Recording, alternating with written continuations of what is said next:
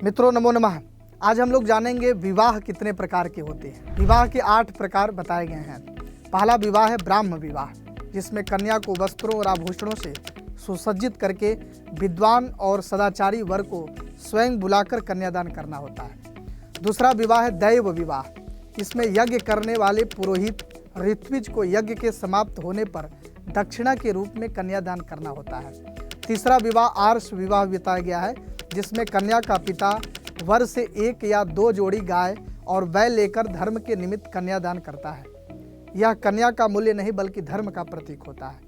चौथा विवाह प्राजापत्य विवाह है, जिसको कन्यादान करते समय पिता वर वधू को संबोधित करते हुए कहता है, तुम दोनों मिलकर धर्म का आचरण करो।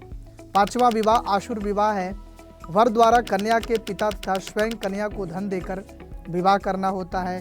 यह एक प्रकार का क्रय विक्रय खरीदना माना जाता है। छठवां विवाह है गांधर्व विवाह, जिसमें वर और कन्या का एक दूसरे के प्रति प्रेम के कारण बिना माता पिता की सहमति के केवल आपसी इच्छा से विवाह करना होता है। सातवां विवाह है राक्षस विवाह, जिसमें बलपूर्वक कन्या का हरण करके रोते हुए तथा संघर्ष करते हुए कन्या से विवाह करना इसमें बताया गया है।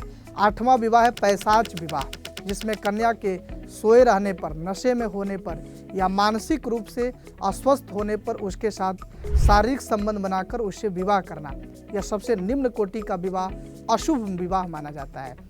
इस संस्कृत के इस तरह के महत्वपूर्ण विषय को जानने के लिए यूजीसी नेट अड्डा 24/7 के यूट्यूब चैनल को सब्सक्राइब करें।